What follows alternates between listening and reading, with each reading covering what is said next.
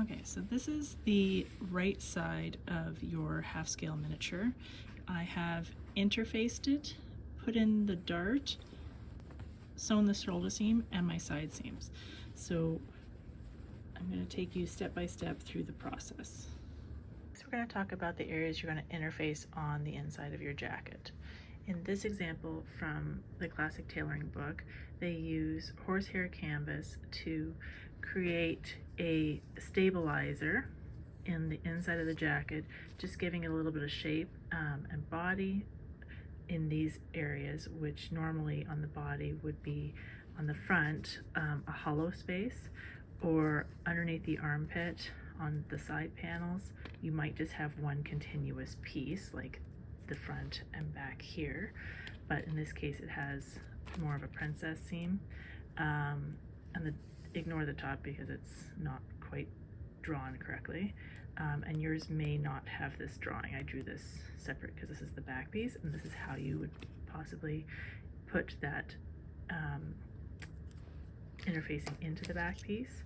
Now all of these pieces would be cut on a bias, so not on grain, just like that. And in the front chest area you would actually layer it with multiple layers of possibly French canvas, hair canvas, and flannel and muslin as well. On this side you're going to, from the Speed Tailoring Sewing with Nancy package, she talks about interfacing with iron-on interfacing. Now make sure that you are using woven iron-on interfacing, not non-woven interfacing. You could, for a softer feel, use weft or knit interfacing in these areas. And she talks about ways that you can create your pattern piece for the interfacing pieces separately by using your seam gauge to make that. So that's this tool here, and she's talking about using the point of it there and the slider, this little part sticking out, and wax paper and dragging the edge of the blue on the edge of your pattern and then scoring into the wax paper with the metal edge. So you're just going like this along the pattern, which would mark both the seam allowance and the cutting line for your interfacing pattern. So the shape you'll see varies just depending, but it does go higher in the middle and then lower at the sides, approximately 3 inches down in these areas, and 2.5 to 3 inches in those areas. You want to keep it away from the roll line generally, so we cut out seam allowance from that area, or from the interfacing, usually in that area. And then in the Sewing with Nancy page, she also talks about creating a separate interfacing piece for just the lapel. So you would add that to it. So I've combined adding this and this on my iron-on, and only this inner piece on my hair canvas with this piece, this upper chest piece. Okay, so here we are with our actual pieces. So I have our back piece, our front piece, our front interfacing piece. So this is a template that I've pre-made for you with that already in mind, so that we can cut out our interfacing and our iron-on interfacing and our horsehair interfacing. Now on the horsehair, you are going to cut out your dart like so, and you'll do the same thing on the iron-on, and I'll show you how in a second. One way to do that is to just cut just outside of your dart lines, like I started to here, so here, and then just place this on top and trace with a marker, and then make sure you cut out every little bit that you've traced with a marker. Or you could just mark your dots here, here, here, and here, and then use a ruler to connect those 4 dots, and then cut it out. So like I did here, and then you'll do the same thing here. So remember all your pattern pieces for the interfacing say cut one interfacing, glue side up. So that means that the adhesive on the interfacing needs to be up. The pattern needs to be word side up as well. So don't flip anything upside down. Otherwise, when you go to attach your front upper canvas to your other interfacing pieces, the glue will be on the wrong side. Okay, so you are actually going to flip this over, and this will go on top of the wrong side. So wrong side of this piece. So I will place this. So right now I have the glue side down, and it will go here approximately. Okay, and then this will go here approximately. Okay, and you've already cut out a little bit of that extra. And then this, flip it glue side down. So all of these are now been flipped over and are glue side down. So opposite of what we cut out originally. Okay, so this one and this one are now mirror images of each other, and it goes on the wrong side of your fabric. So I have not yet marked this one because I'm going to be using iron on interfacing, and any marks I might put on there might come off. And like I said, I'm also going to pre-cut that out. Okay, so next thing I wanted to show you was just taking your pattern piece and marking those dots. So you would take this, place it on top, mark your 4 dots, lift your piece. Oops. You'll then connect your 4 dots. So 1, 2, 3, 4, and then with your rotary cutter, cut, cut, cut, cut. So if you're right-handed, you're cutting counterclockwise, so then you would rotate your piece and go this way. If you're left-handed, you're going to be cutting clockwise and then rotate your piece and then cutting this way. That way you can always see what you're cutting. You do want to cut just outside your dart area, that way the interfacing won't be in the dart area. Then you remove that piece. Then we'll take our front piece, and you just want to make sure that you're on the wrong side of your front piece. So I have my piece was like this. I took off this one. This makes this the right side. So flip it over to the wrong side. Your glue, your adhesive, should be here so that when you flip it over, it matches this side. You are going to line up your bottom all the way up to your collar or your lapel here, and then your armhole should just barely touch here, or should touch here, but you should have a tiniest amount of missing in the top neck area there. And then when you go to place this, just double check that your dart is in the right spot so you can place your pattern piece, and you should be seeing just your fabric through there, not your, so I have a dot here, a dot here, a dot here, and a dot here. So that is my dart placement. Now I'm going to iron this on first, then I'll take my upper canvas piece and I'll iron that on next. Again, the glue side down, and then I'll take my lapel interfacing piece and place that on top of there.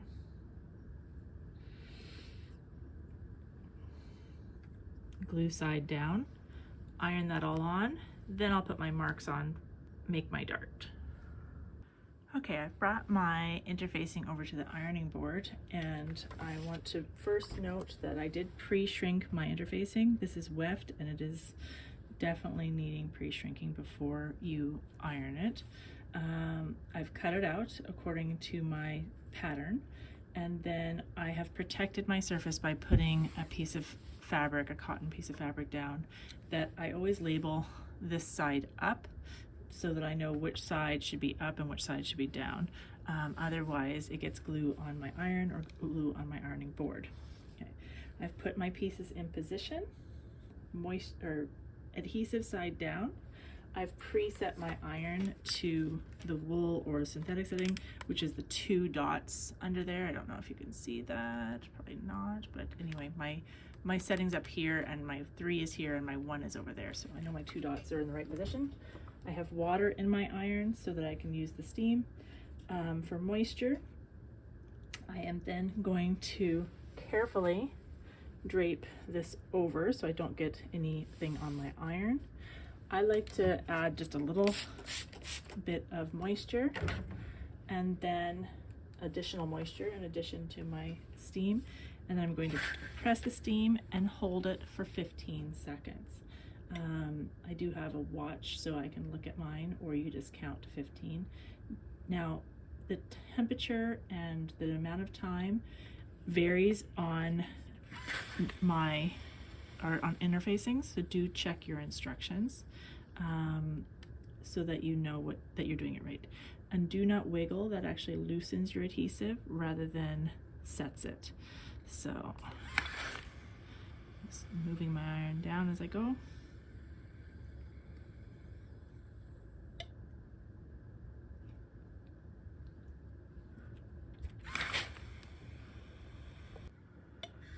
Okay, I finished doing all of that, and then I'm just gonna steam like a gentle pressure across one more time.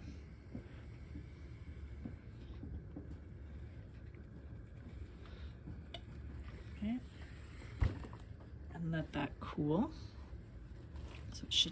So even though I covered it, it's still a little tacky on this side of the interfacing, which is exactly why I cover it, because otherwise it gets it on your iron. And then a little bit even goes through a little bit onto the garment side. So this is what your interfaced front piece should look like after you've applied your iron on. So again, just make sure that when you flip everything over that it's glue side down, and then depending on the type of interfacing you have, you might have to do it in layers, but I was able to do it all in one go. So now that I have my interfacing on, I can finish marking this pattern piece. So I could use my iron off pens, my wax, whichever I like. I'm going to use this iron off pen and finish marking my darts, my pocket placement, my roll line, and my collar. So from here to here is my roll line, and this is a collar point. This is to match my shoulders, my notch here, notch there, I have a double notch here, a matching point there, and I think I got that one already. Okay, so I'm just looking to make sure everything's marked. There it is.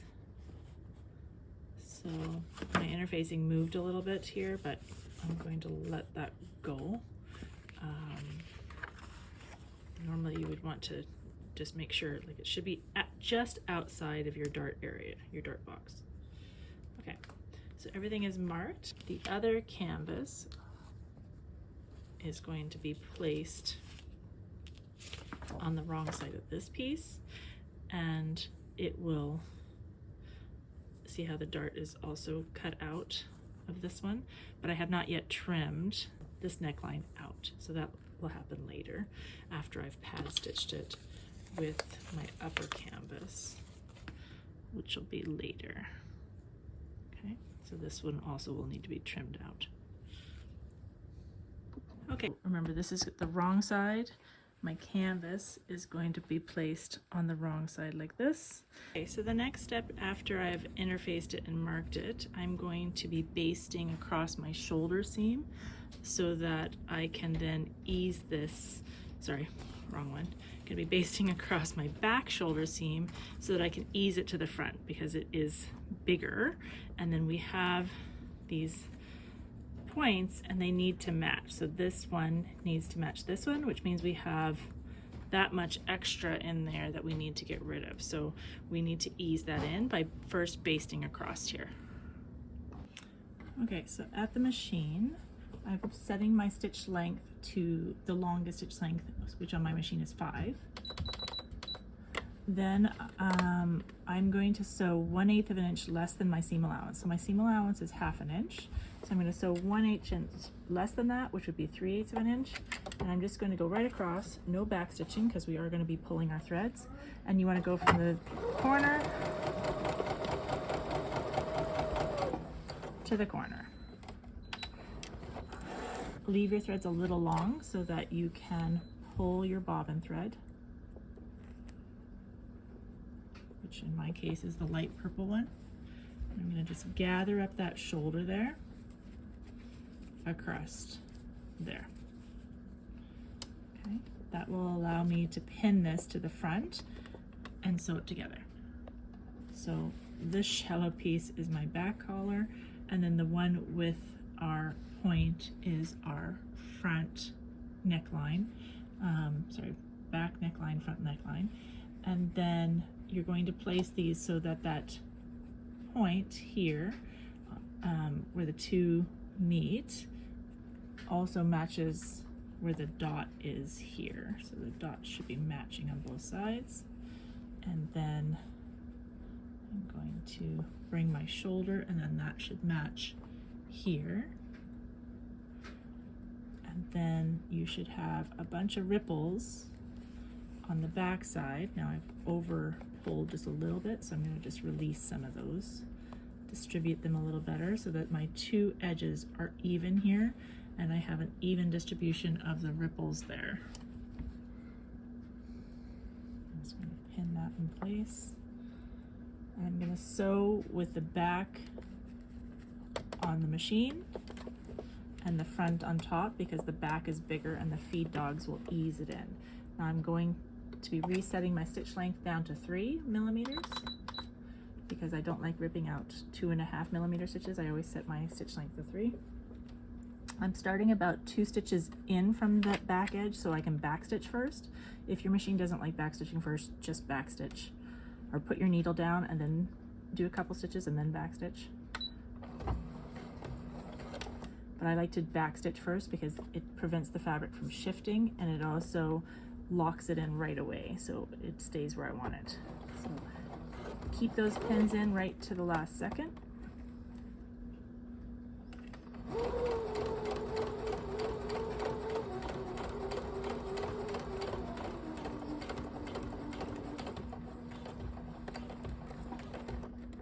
Watch out for that, it hurts.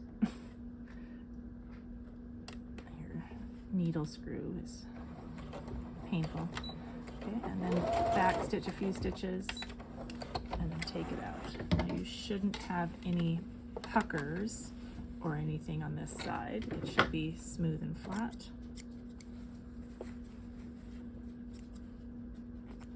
Alright, and we'll take that to the iron and I'll show you how to press it. Okay, with a pressing ham, press what you've just sewn, but don't press into the back area, like no more than 1/2 inch. So you want to press that area and then using your steam to soften the fabric and then your heat to set it, hold it for about 10 seconds. And you can see that my ripples have nearly disappeared. Now, when I flip this open, I'm going to turn it around and I'm going to press the seam allowance towards the back, but I'm only going to press in like a little bit. I'm not going to press this area. The whole idea of this is that I'm creating curvature here on the back shoulder area to allow for the curve of your back shoulder. So again, I'm going to use steam to set those stitches and then heat to dry it out, or sorry, steam to soften the fabric and then heat to dry it out and set the stitches. Looks like I got my basting thread caught in there. Okay, so now instead of being a flat piece, I don't know if you can see, but there's just a slight bubble here. So if I could push it down, it makes a dent. And I put it back up, it makes curvature, which then will allow it to sit on the shoulder nicely, okay? So that's important. So you should always have a slightly bigger back shoulder piece that you ease into the front to create that curvature for your shoulder. Now, I cannot do, so you want to have all your canvas or your interfacing done before you attach your shoulders. So you're not going to attach the other shoulder yet. Okay, so I haven't finished marking my dart. I need to mark my fold line down the middle. So I'm going to find my endpoints and I'm going to mark a line straight up the middle. That'll be my fold line, and then I'm going to mark my points to there so I know where to stitch from. And I'm going to be stitching from the middle to the point, flip it and stitch from the middle to the point, so I don't have to mark all of it. I'm going to fold my fabric in half and then make sure that I pin really well. So I'm going to put a pin in here, and I always like to put a pin way past the bottom just so that my fabric stays flat on both ends of this type of dart.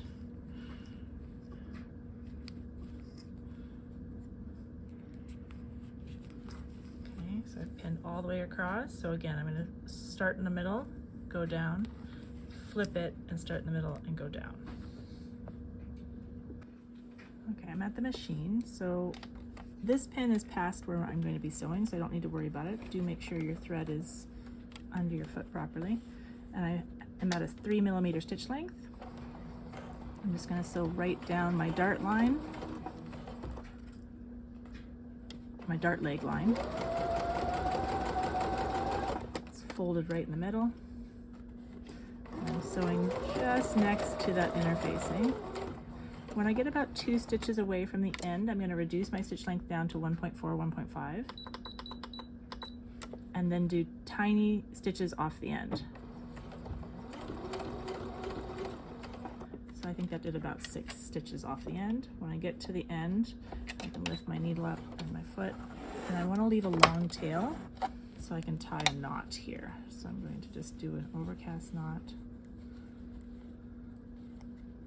And I'm going to take that pin and I'm going to put it right in the end there and tighten down on the pin so that my knot ends up being right there at the base of the dart. And then I'm going to clip that and then flip it over.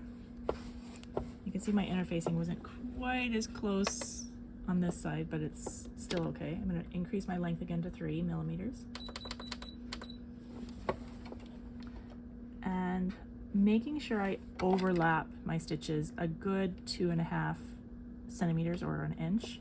I'm going to start right on top of my stitches, so make sure your stitches are on top of each other, not off of each other, or just barely on top of each other, or just barely touching each other, or not even touching each other at all. You want them exactly on top of each other, about an inch. And then when you get to your point, make sure you pivot down to the tip.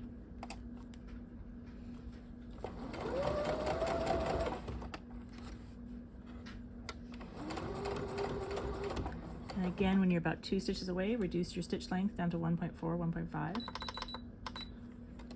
And then keep going until you go off the edge.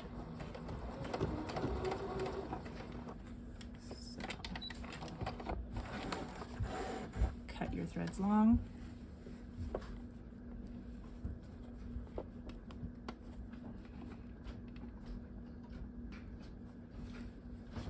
And then make your overhand knot, and then take that and just push it down to the end of the dart and tie it tight. And clip your thread short. Okay, so once you have sewn your dart, you are going to press it. So make sure you're using your ham and you're putting the end of your dart off the end of the ham so you don't accidentally press that curvature flat. The whole point of a dart is to create curvature. So this dart excess goes to the center of the garment. So if it's a front dart, it goes to the center front. If it's a back dart, it goes to the center back. So if it's a vertical dart, the excess always goes to the center.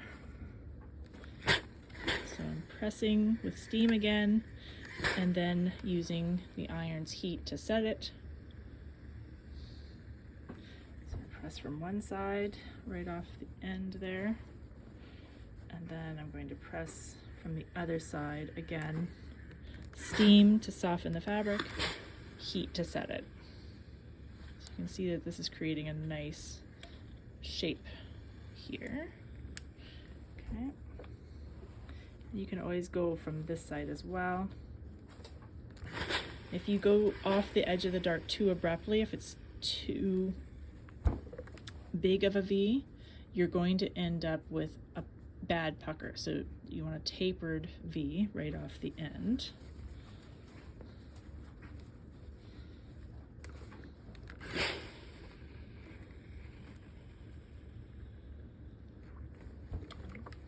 So now you can see that I have some nice shaping here. So I have shape for my hip, go in at the waist, and I have shape for the bust.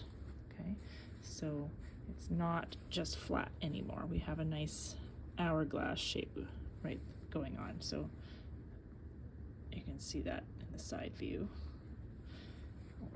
Okay. My next step is to pin my side seams.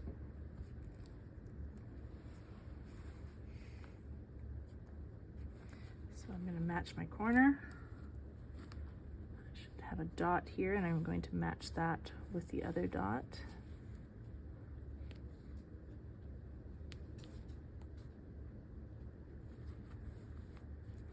And then it should fit nicely in between here.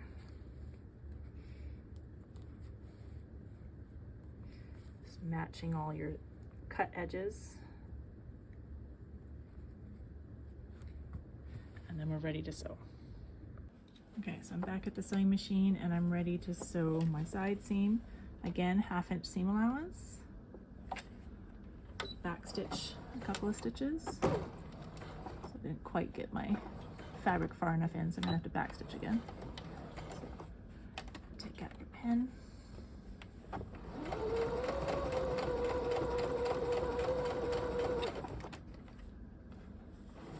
And then just keep your edges together.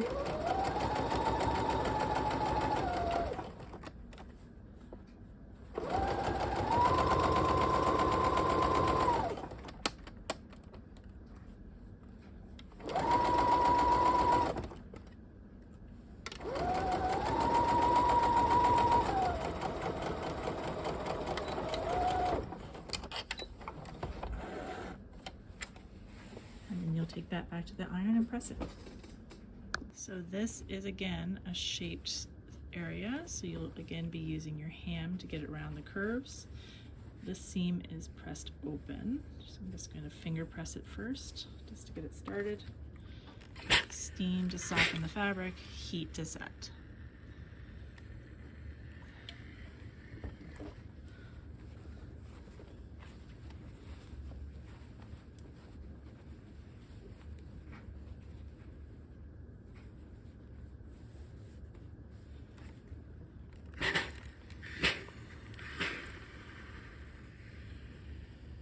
So when I get up here, I'm only using the tip because the curve goes the opposite direction. If you have delicate fabric, you would not just put your iron directly on it. You would get a pressing cloth and press it.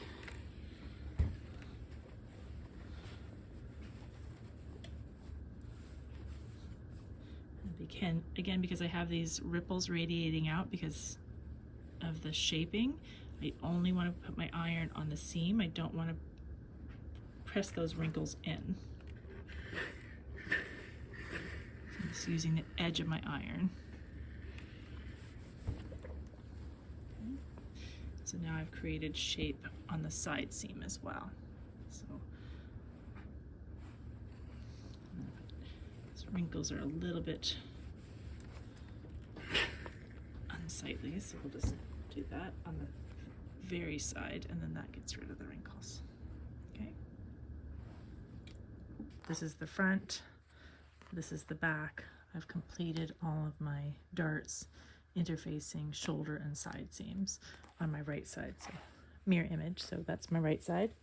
I can now start working on my left side. So I have horsehair canvas that I'm going to be putting onto the left side.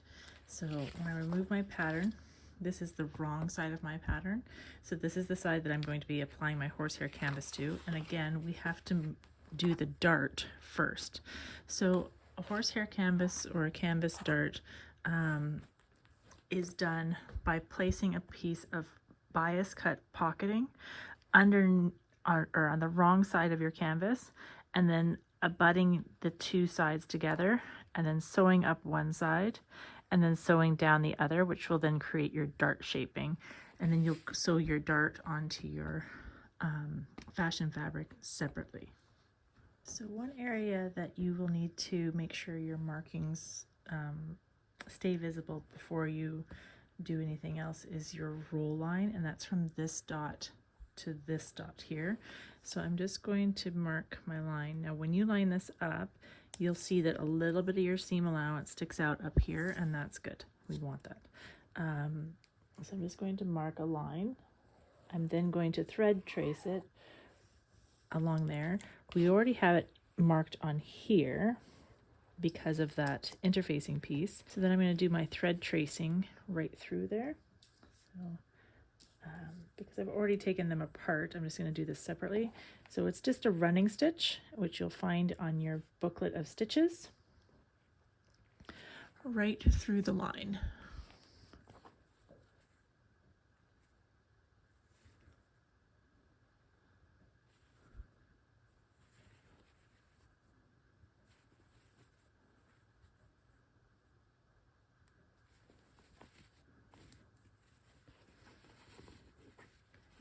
Just make sure you don't pull it out when you're pulling it through. That is just your marked roll line, just right up there. And then I'll repeat that on the other side.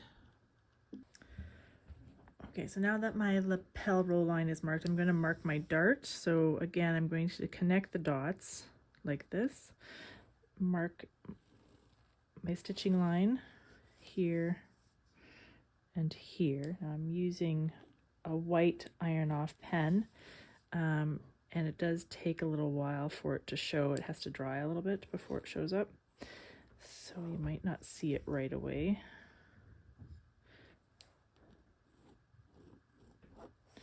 And then I do want to mark right down the center because that's going to be my fold line.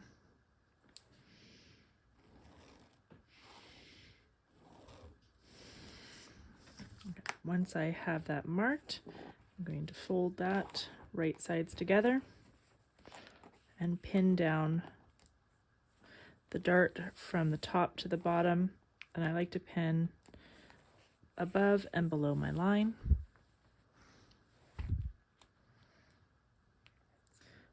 So about an inch below and an inch above.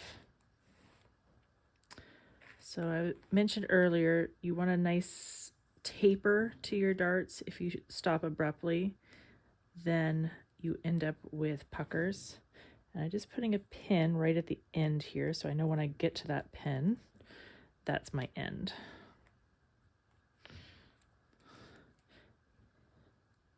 There is a video,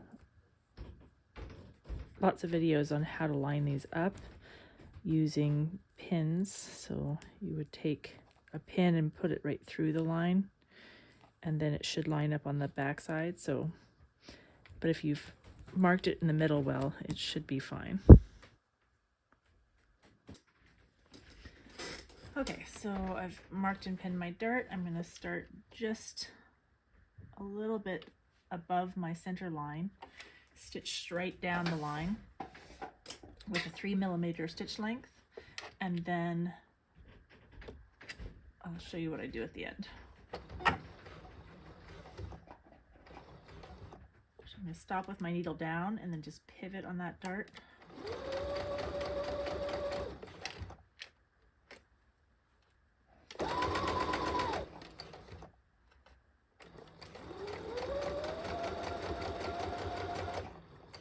So when I'm about 2 stitches away from my pin, I'm going to take my pin out and reduce my stitch length down to 1.4 and then keep stitching until I go off the fabric. Once I'm off the fabric, take it out. Make your threads long enough so that you can tie an overhand knot. There. Bring your knot to the end and tie. Clip your threads. Flip your dart over. And overlapping your stitches. So again, overlapping your stitches, not next to each other, not end to end, a good inch or 2.5 centimeters.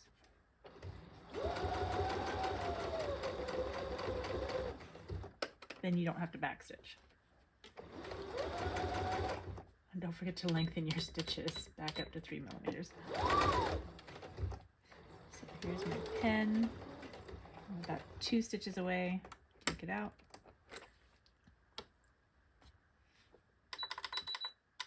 Reduce your stitch length. Sew off the end. And make your knot.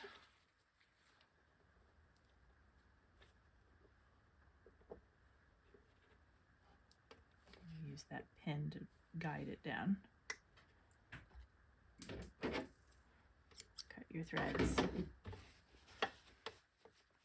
And then take that to the iron and press. Just like we did before. Okay, with the dart complete, now we're going to work on our canvas dart. So remember, it's going to go on your wrong side, and this canvas will go on to the fabric like this, and you'll be closing up your dart right over that one. So this is the side that your bias strip is going to go onto. So I'm just going to fold that over. Now I put I'll dot down the middle of my bias strip so that I can use that as a guide, and I'm going to line up my edge here right on that center dot or center line, and then that way I can pin this in place, and then I'm going to pull this over and also make sure that it's aligned on my center dot. I'm going to do a zigzag stitch right on the edge, and then once I finish that, I'll bring this over and do a zigzag stitch on the other edge, pulling this over, and then I'm going to go down the middle. I have pinned this down the middle of my bias strip there, and I'm just going to sew down one side. So I've set it up for just a standard zigzag with a length of about 1.6 and a width of 5, but every machine's different. So you'll have to just adjust it so that you're going on either side of the canvas onto the bias.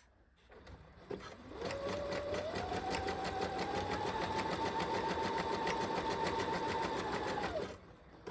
I'm going to pivot on the canvas part.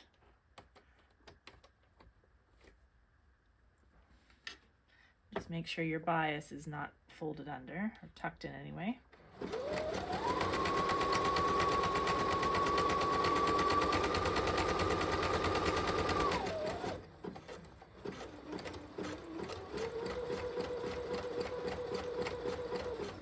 I'm going to go to the end and pivot around and bring my canvas over to the other edge of the canvas. So I need to move my needle over so that I'm centered on it again. And I'm just bringing that right over. If you want, you can pin it in place so you're sure that it's where you want it, because it will bubble on you if you don't. So go ahead and pin that in place all the way down. Remember, everything's on the bias, so it does stretch if you're not careful.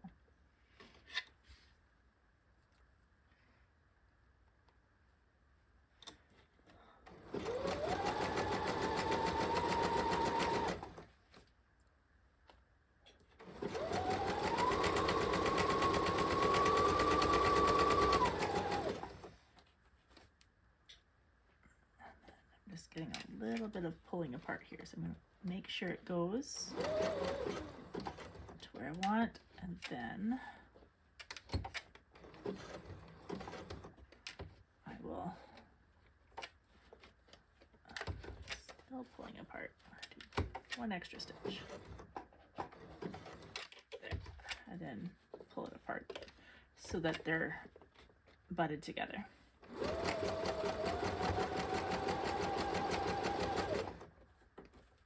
All the way to the end. And then again, I'm going to turn it one more time and go right down the middle of the two.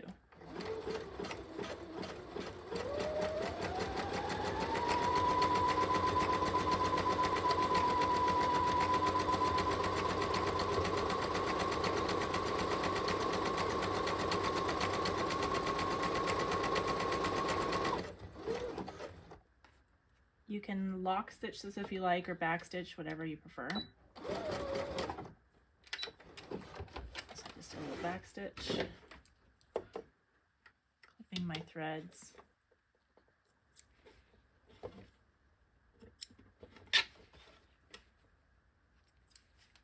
So this is what it looks like on the front side. And this is the back side, and you're going to trim that down.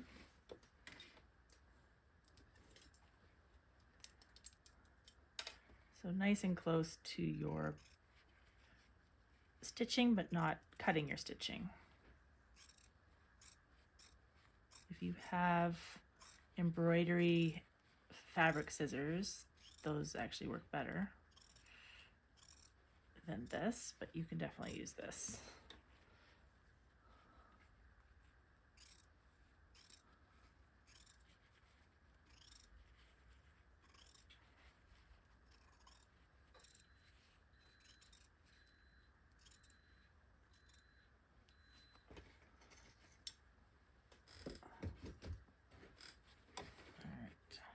And that's what your canvas should look like on the wrong side and the right side.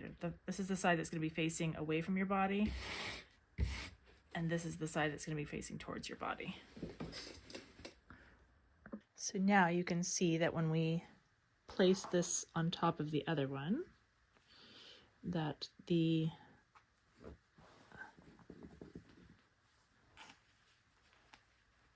curved areas match and the non-curved areas match. So everything goes in and out where it's supposed to.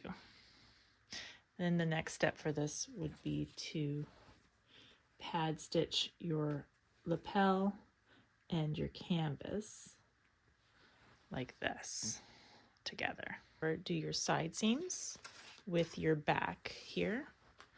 So matching your right sides together. You'll pin down your side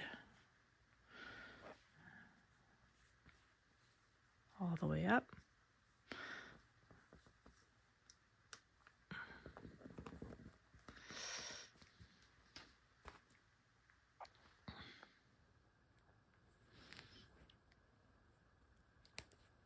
Starting at your corner, matching your dots.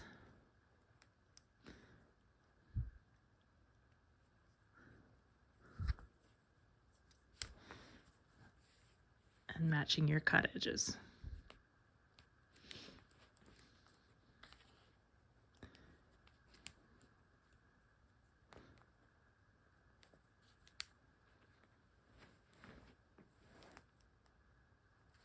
And then take that to the machine to sew.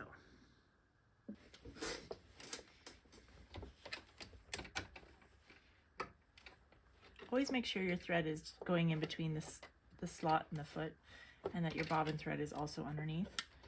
So with 1/2 inch seam allowances, I start in a little bit, about 2 stitches in from the edge. Just take this back down to my regular stitch. And I'm going to back stitch 2 stitches right off the edge, and then I'm going to keep going all the way along the side seam.